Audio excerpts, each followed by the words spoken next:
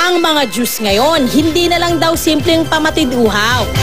Favorite ko syempre naman juices kasi it makes me feel healthy. I do juice detox para ma-cleanse. So magre-reboot siya yung system mo. 4 bottles a day, 2 bottles per meal. Everyone should try maybe 1 or 2 days of cleansing just for health benefits. Nakaka-glow ng skin, nakakapayat. Will also enhance your six senses. Unti-unti nang sumisikat ang tinatawag na cleansing juices na mula sa purong katas ng iba't ibang prutas at gulay. Ang mga cleansing juice na ito, pwedeng bilhin o gamit ang blender at juicer, pwede rin itong gawin. Nakatutulong daw ito sa pagtanggal ng toxin sa ating katawan. At ang isa pang good news, nakababawas din daw ito ng timbang. Eto na! Tawag na kayo mag-alala. Tuturuan kayo ng good news kung paano mag-prepare ng delicious at nutritious juice sa madaling paraan at syempre pa sa murang halaga. Makakasama natin si Mami Des, isa ring fan ng cleansing juices. Para sa kanya, ang pagiging fit daw ay mahalaga. So napakadali lang, Mami, ng ating gagawing juices ngayon. Wala tayong kinakailangang mga sophisticated na mga gadgets. Affordable, madaling mabili sa palengke, at saka wala siyang season. At bukod sa mga prutas at gulay, kailangan din ang simple pero very important na sangkap, ang tubig. Combination of leaves ang main ingredients ng unang juice na ating gagawin. Pagsasamahin natin ang powers ng malunggay, tanglad at dalandan. Unang inilagay sa pitchel ang pinigang dalandan juice na mayaman sa vitamin A at vitamin C na mabisang panlaban sa ubo at sipon. Ang dalandan ay appetite depressant. Ano ibig sabihin ng appetite depressant? Pampabawas ng gana sa pagkain. Kaya maganda ito para sa mga gustong pumayat. Sunod na inilagay ang hinimay na malunggay. Ang malunggay ay mayaman sa vitamina A at vitamin C. At saka alam mo kung ba't maganda ang malunggay para sa gustong magpapayat. Ang malunggay ay nakakapagpabilis ng metabolism. Lahat ng kinakain mo, ginagamit ng katawan para makagawa ng tinatawag nating energy. Pagkatapos ay dinagdag na ang tanglad na mabisa raw sa pagtanggal ng toxin sa katawan. Lalo na ng fats na mula sa pagkain. Nandito na yung ating tatlong sangkap. Bubuhusan na natin siya ng tubig na malamig. Kailangan itong hayaan for at least 8 hours para talagang manuot ang sustansya sa juice.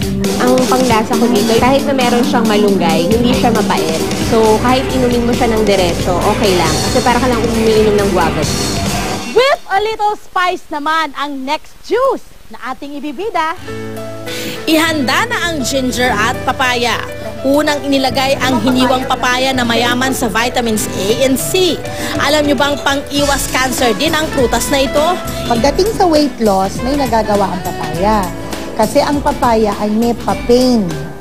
Yung papain ay nagpapabilis din ng metabolism at pinapaganda niya ang ating digestion. Idagdag din ang hiniwang luya na pampabilis naman ng metabolism at pampaganda rin ng digestion.